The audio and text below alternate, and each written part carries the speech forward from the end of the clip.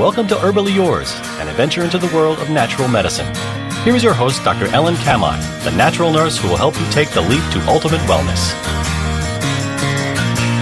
Greetings, and thank you so much for joining me, Ellen Kamhi, the natural nurse, for another edition of Herbally Yours, right here on the voice of Nassau Community College, 90.3 WHPC.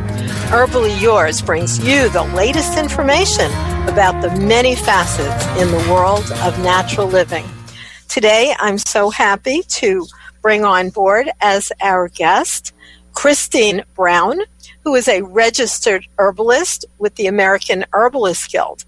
Kristine has a passion for teaching children about herbs and is the creator, writer, and master illustrator of Herbal Roots zine, a monthly online publication that teaches children about herbs, one herb at a time, through a variety of games, stories, songs, puzzles, mazes, crafts, recipes, and coloring pages. Kristine helps parents who want to teach their children about the medicinal use of herbs by giving them the tools they need to accomplish that goal. And Kristine is also the author of Herbalism at Home, 125 recipes for everyday health. We're going to have Kristine talking to us today, and you can also visit her website, which has all of the beautiful things we talked about, and that is at Herbal Roots, with an S, Roots, Zine, ZINE.com. We will also have that as a live link on our show description, which anyone can visit after our broadcast. So thank you so much for visiting with us today, Kristine. Thanks for having me, Ellen. I'm really excited to be here. Now let's go back in time and tell our listeners how you got involved in being an herbalist. So it started out, I grew up on a farm, and I spent most of my time outdoors. We had horses, so I'd ride my horses or go out and play in the woods, concocting wild foods like wild onion soup, things like that. My grandmother would teach me about some of the wild plants that she ate whenever she was gardening, but I never really learned about the herbal aspect of that until I was an adult. And so, wait a minute, let me interrupt you 1 minute there. Your grandmother taught you about wild plants that she ate? Yes. So where did she get that folkloric knowledge? She grew up, or she was raising her children during the Depression, and so they were very poor and they needed to supplement their food sources. So she just learned all the wild plants like wild dock and things like that that grew around her that she could kind of supplement her family's diet with. And that's why I always say learning about plant identification, whatever grows right outside your door, can definitely be fun, but also it can certainly be a worthwhile survival tool as well. Yes, definitely. So, and even after she didn't need to use them anymore, she would still often add them into her diet just because they tasted good and they were nutritious. And, you know, if you can get them for free, why not? That's all good reasons. Absolutely. So she kind of introduced you into this magical world of herbs. Yeah, just the plants around us and just paying attention to what grows and what we can use. So then when I grew up and I started having children, I wanted to start creating a more healthy, natural life for them. And that's when I was first introduced that these plants actually have medicinal qualities as well. And I believe my first herb that I learned to use was Echinacea. And it just kind of blossomed from there. That was back before the internet was really prevalent. So I would go to the library and look for books and just study what I could. And as the years went by, I learned from other herbalists like Rosemary Gladstar. I took her online, or not online, but a correspondence course. So it was all through the mail. I got my lessons in the mail. I would handwrite them out and mail them back to her, and they would be graded and sent back. So a much longer learning process than what we have at our fingertips today. So Let's talk a little bit about Echinacea, because it's an extremely appropriate herb to know about using right now, as a matter of fact, as well as many other times. So what can you share about that plant? And by the way, I'm sure it grows wild by you and many of our listeners here, although we have listeners around the world, since we are online on iHeartRadio and also archived. But our listening audience right here around our studio on Long Island, Echinacea is also called purple coneflower and grows very well in our area.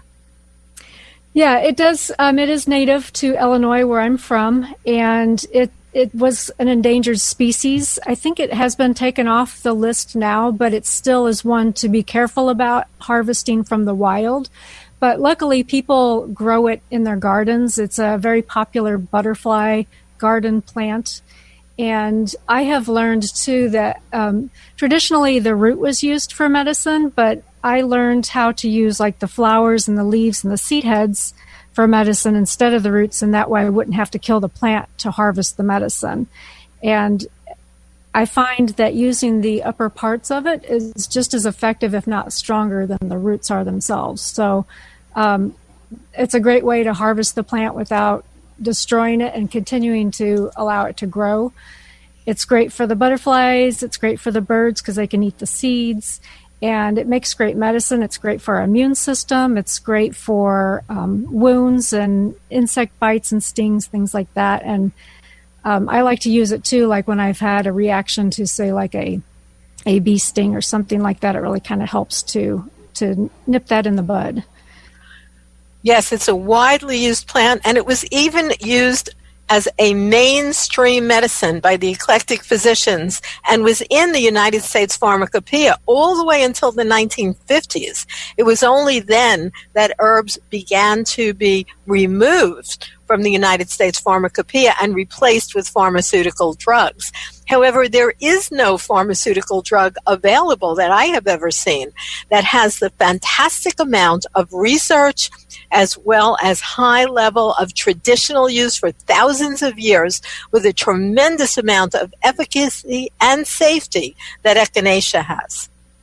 Yeah, that's an interesting observation too, that it does not have a pharmaceutical equivalent, because a lot of our herbs that we're familiar with do. And another thing with Echinacea is it doesn't taste that bad. So I have found that children are willing to take it. It's not particularly bitter. I used to put it in my kids just with tea. I also put it in vegetable juice, like you said, just chop off the aerial part so that you're not destroying the roots. Mm-hmm. And I would dig up some roots at the end of each season because it does spread. It's not invasive, but it'll spread a little. And so after a few years, you can have some mature roots that you might want to dig up. But I agree with you totally, Kristine, from a herbalist perspective, that you don't have to only use the roots. Every part of that plant is really medicinal. And it's amazing if you look up some of the older research, they used to call it snake bite medicine as well, because it actually pulled out toxins from snake bites. Right. And I've used it similarly for a brown recluse spider bite. I've used a poultice of that to kind of help draw the venom out of the leg from the spider bite. Well, you used another herbal word there, Kristine, and you are a master herbalist and actually a registered herbalist, and I want you to talk about that word poultice. What is that? So a poultice is where you take an herb, and the easiest way is to just chew a bit of the leaf and just spit that out and then stick it right on whatever wound or bite that you're trying to help pull that out of.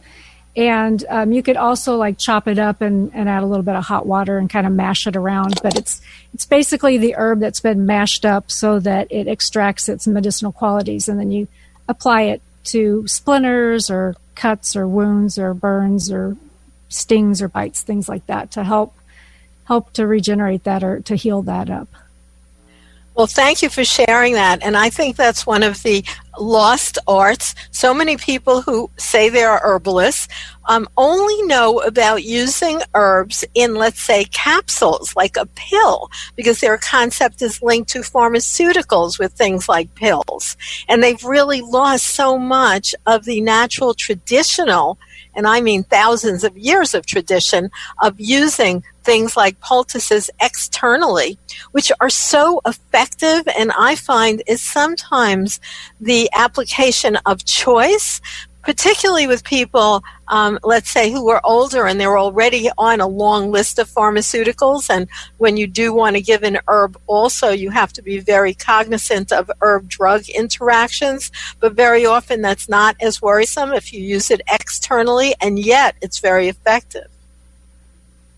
Yeah, I have never used herbs as capsules. That's kind of interesting because I've always tried to use them as whole plant medicine as much as possible, as teas. I use tinctures, salves, poultices, things like that. So definitely I like the more hands-on, wholesome approach rather than the ground powdered, not looking like the plant at all.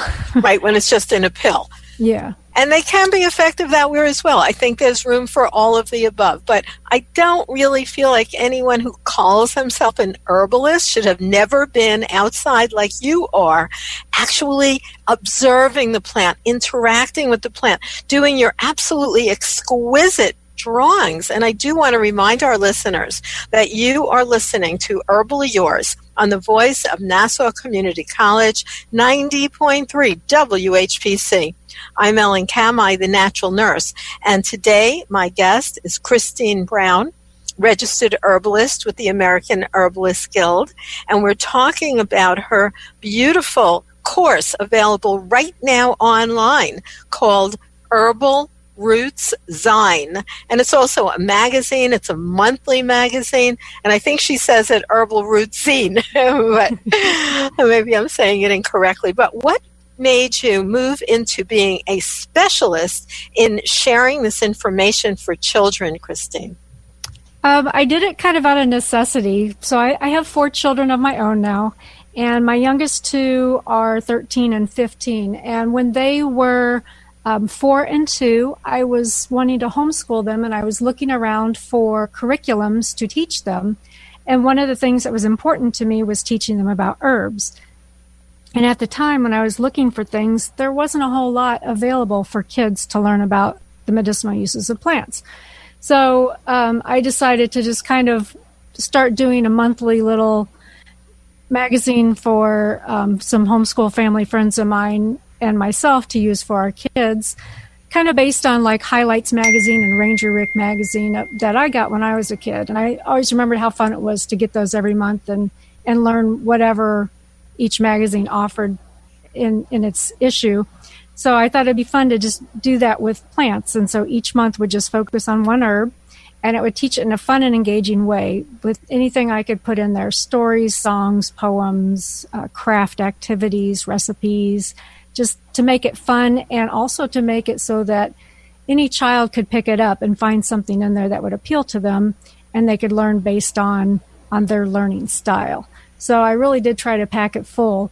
When I first started out, I had about 24 pages per issue, and when I wrote my last issue at the end of 2019, it had about 60 pages in it. So it's expanded, and I've added more sections as I've gone along, and now I'm using this break to go back and rewrite the older issues and make them comparable to the newer ones. And they are beautiful. I can't believe that you also are such a really magnificent artist, and you capture, very accurately the botany of the plant and also the feeling of the plant. Thanks. Yeah, I mean, drawing is my passion. I've drawn since I was a child. When I was a child, horses were my passion, so I drew those. And so now in my adulthood, plants are my passion. I love to really go out and sit with them, and I do a couple different styles of drawing with them so that I'm just focusing on the plant. And I hope that drawing the plant helps me to pay attention to those botanical features that separate species from species and different plants from each other. And I really feel it kind of deepens my own understanding of the plant. And I actually kind of teach that in my courses too with the children so that they too can learn how to interact with the plant in that way as well. And so anyone can just take a look. It's Herbal Roots Roots with an S, Z-I-N-E, and it's a beautiful, beautiful website. So when you produce this content, how do people actually get to investigate it and look at it? So everything is an online PDF, and if you go on my website, I have a shop and I have a classroom. So there's two different sections, and the shop is basically if people just want to purchase the back issues. There's over 130. They can go through an alphabetical list and pick the ones that they're interested in learning about, and it comes to you in your email as a downloadable file. The classroom, I took about 13 issues from various themes, and I've put together year-long programs so that parents and children can learn together about the herbs. There's the New to Herbs course, and then the Next Step, which is a great follow-up to the New to Herbs. And then I also have a year-long lesson about the endangered species like Echinacea. There's 14 plants in that series as well. So it's just beautiful. Let me say that you're actually a harbinger way ahead of your time being a homeschool mom. Yeah, it has picked up on popularity to be a homeschooler. Actually, this was the first year my two youngest went to school. They were in 8th and 9th grade, and they ended up coming back home because of COVID. So yeah, I don't know how popular it is with most of the parents I know, to tell you the truth. It's very unpopular with most of the parents that I've been speaking to in terms of the amount of stress, and they're not used to doing it. But if they are homeschooling, what a wonderful resource, because you actually have this whole thing designed for children with hands-on activities. And now that it's getting to be spring, there's a lot of children who have been sort of locked in the house for the last few months, but their parents could actually go outside with them and do some of these activities, because these exact plants are starting to come up in most places in the country. Definitely. And the great thing about it is they're learning botany, they can learn art, they can learn science. You know, they're learning so many different subjects when they're working with these magazines. So you can kind of incorporate it into your curriculum, and it's a fun way to learn. So they don't really feel like they're being forced to sit down and do book work, because it's very hands-on, and you can even grow some of the plants yourself if you want to kind of watch them as they grow throughout their cycles. So it's just a great way to get to know the plants. Now you have one course that's actually quite scientific and scientifically accurate. It's called The Science and Art of Botany. And although I know you designed this similarly to Waldorf curriculum, but is this a course that an adult could actually take also for basic botany? It is. It's a 12-week course, and I did create it originally for some homeschool families who wanted this course for their homeschool group. And then I just kind of put it out into the world. But yeah, it's a very basic explanation of the different botanical features, and it goes through the different plant families and goes through dicots and monocots, and just gives a very broad range of how to learn about the botanical features of the plant and how to draw them. Right, because they're really distinctive. That's when we learn about plant families, and really every herbalist, I think, should have a basic botany course, and this would be a wonderful place to start. And I'd like to remind you that you are listening to Herbally Yours on the voice of Nassau Community College, 90.3 WHPC. And this is Ellen Kamhi, the natural nurse. Today, my guest is registered herbalist with the American Herbalists Guild, Kristine Brown, and we're talking about her beautiful site called herbalrootzine.com. And tell us about your book, Herbalism at Home, 125 recipes for everyday health. That could definitely be fun to try when we're stuck in the house these days. Yeah, it's a fun, it's another beginner herbal. And there are a lot of beginner herbals out there. And what makes this one different is normally when you pick up a beginner herbal, they have like plantain and chickweed and dandelion and violet. So I decided to kind of take a step beyond that. And I pulled out other beginner plants that are often found as weeds, but they're not commonly found in herbals to learn about. So I've pulled in things like poke, which is a low-dose botanical, but it has some amazing herbal qualities to it. And so I wanted to teach people that it's okay to use a plant that you can't take a lot of at a time, but you can still take a little bit and learn how to use it safely and effectively and get a lot of good use out of it. It is really interesting, poke in particular, because I've studied with many, many older healers over the years, which I'm now am, but back in the 1960s, I was one of the young ones, but I would seek out people. And one woman in Appalachia told me, now the literature says poke root is toxic, and yet she ate, the berries, but only one a day when they were around, and then she would make elixirs out of it as well. And she said all the people there did use it. It just wasn't used copiously like you would use something like mint tea or dandelion greens. Right.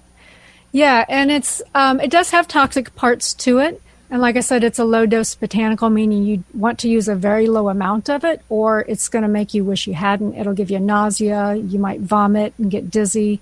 But it has so many great uses for the lymph, for breastfeeding mothers who have mastitis.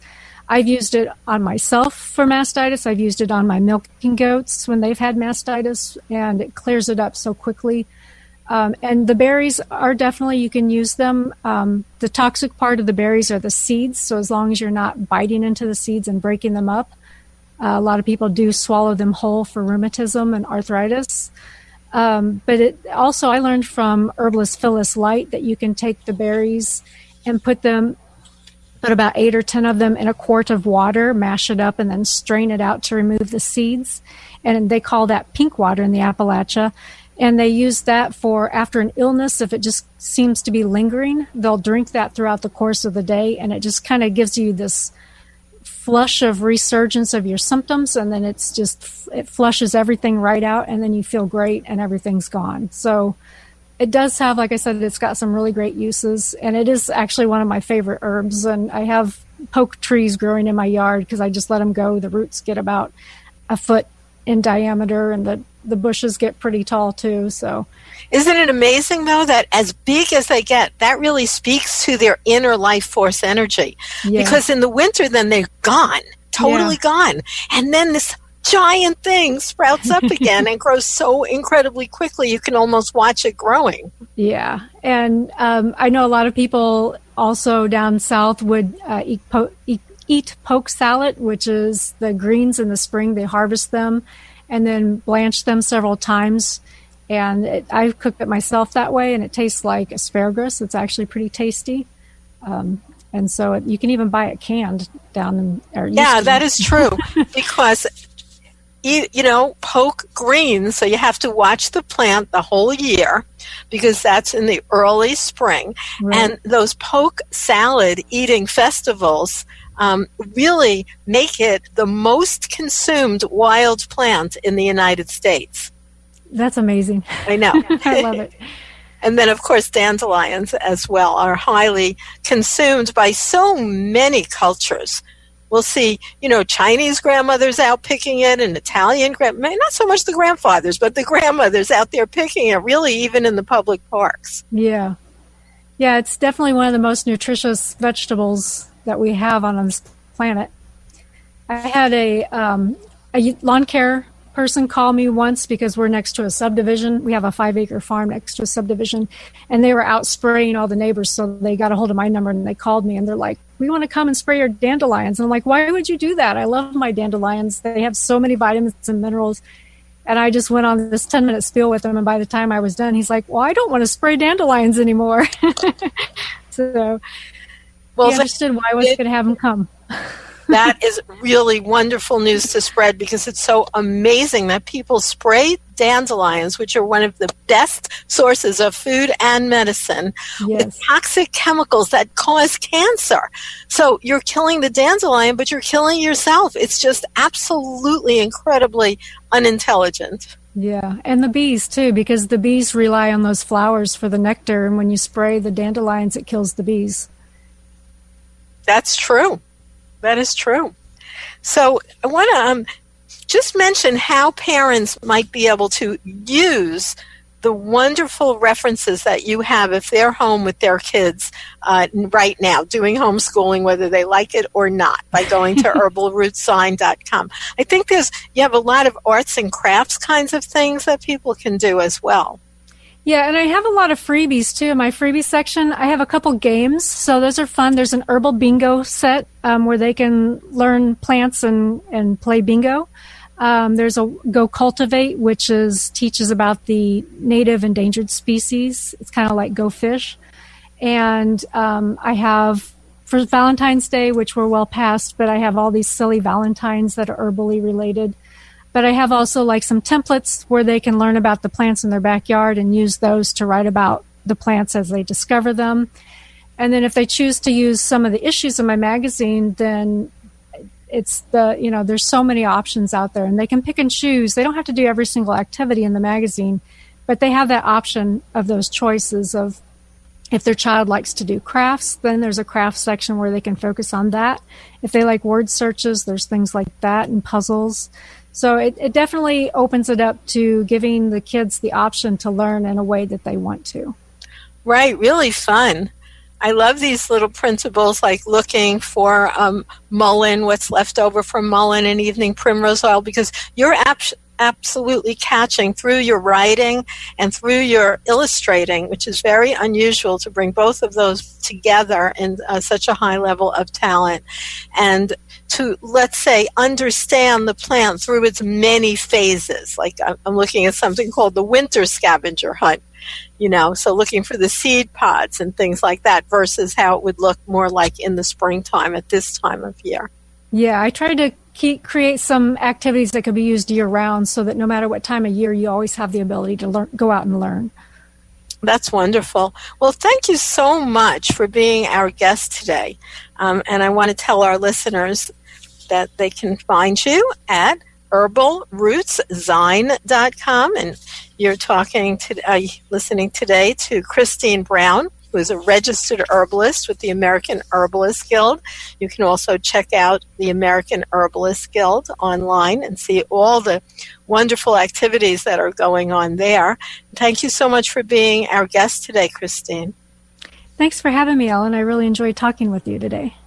And thank you, listeners, for tuning into Herbally Yours, produced in the studios of 90.3 WHPC, Nassau Community College in Garden City, New York. For further information, email us at whpc@ncc.edu. This is your host, Ellen Kamhi, at naturalnurse.com, inviting you to join us next week for another edition of Herbally Yours. Until then, stay healthy.